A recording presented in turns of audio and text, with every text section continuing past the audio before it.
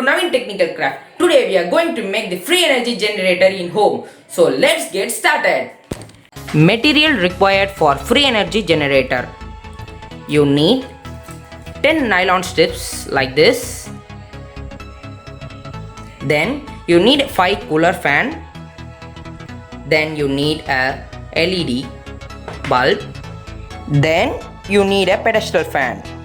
First take all your cooler fan and just connect the positive and negative terminal of all the cooler fan together in series.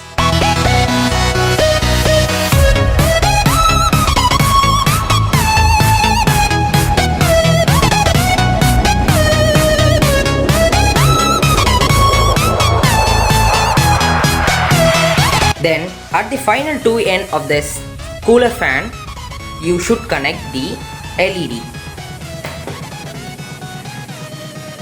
For that, you should connect the negative line of the cooler fan to the negative terminal of the LED. Then you should connect the positive terminal of the LED to the cooler fan, which is having positive terminal.